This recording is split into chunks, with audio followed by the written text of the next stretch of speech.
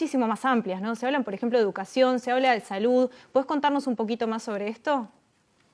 Bueno, creo que es importante recalcar que durante los últimos 5 años el Ecuador ha estado bajo la receta neoliberal. Me parece importante subrayar este es un modelo económico con las mismas lógicas con las que hemos visto en otros países de Latinoamérica, con las recetas del Fondo Monetario Internacional, y después de 5 años de neoliberalismo a la vena, en donde tienes consecuencias profundas como el aumento de la pobreza, como el aumento del desempleo, una grave situación económica y sobre todo una ausencia del Estado, se produce un estallido social. Si bien la CONAIE lidera este pliego de 10 peticiones, son peticiones que rebasan al movimiento indígena. De hecho, 2 de ellas son de interés exclusivo del movimiento indígena. Me atrevería a decir que en su generalidad responden a las demandas y al clamor popular. Y una que es básica, el aumento del precio de los combustibles. Este fue un intento desde octubre del 2019 para liberalizar el precio de los combustibles y retirar los subsidios que históricamente ha tenido el Ecuador, siendo un país productor de petróleo y también productor de derivados de petróleo. Así que esto genera un estallido social que lo lidera la CONAIE, pero durante los 18 días de protestas, creo que esto también es importante señalar, fueron 18 días de paro nacional. Se pudo ver en las distintas provincias del Ecuador y en la capital de los ecuatorianos, en Quito, la presencia de mujeres, de estudiantes, trabajadores, transportistas y pueblo en general, que hizo eco de este clamor popular. Reducir el precio de los combustibles básicamente y lograr condiciones distintas en educación y salud, que es de las principales angustias que tenemos en este momento los ecuatorianos y las ecuatorianas.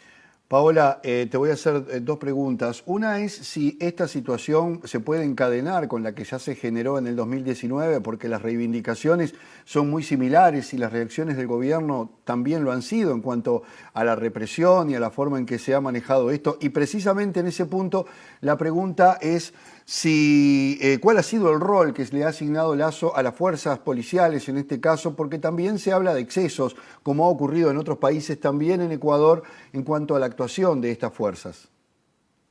Voy a tu primera pregunta, estimado Alejandro. Quiero contextualizar. El Ecuador venía de un proceso de ampliación de derechos. Ampliación de derechos de educación, salud, mejores condiciones de pobreza, mejores condiciones para la reducción de la pobreza. Veníamos con un abanico de derechos de los cuales la ciudadanía hizo cargo. Yo hacía referencia a los 5 últimos años de modelo neoliberal porque esto arranca con el régimen de Moreno. El régimen de Moreno es quien cambia la conducción del modelo de desarrollo del Ecuador y toma la postura neoliberal. Y esto, 4 años del régimen de Moreno más 1 año de Lasso, son 5 años de modelo neoliberal a la vena. Y esta es la razón, por eso es que tú vas a encontrar similitud en el pliego de peticiones de octubre del 2019. Octubre del 2019 era ya el declive del régimen de Moreno, un régimen que terminó con el 90% de oposición de los ecuatorianos y obviamente la profundización de este modelo neoliberal con el liderazgo de Guillermo Lasso. Por lo tanto, las demandas son las mismas. La liberalización del precio de los combustibles la coloca Moreno en el 2019 y luego se va concretando durante el cierre de gobierno de Moreno y el inicio del régimen de Lasso. El rol de la policía y las Fuerzas Armadas. Estos días se ha cuestionado muchísimo, como se lo hizo en octubre del 2019, el uso abusivo, el uso represivo de quien tiene la obligación de cuidar de la seguridad interna y la seguridad externa de los ecuatorianos y ecuatorianas. Yo quiero además decirles con profundo dolor que en octubre del 2019 se perdieron 11 vidas.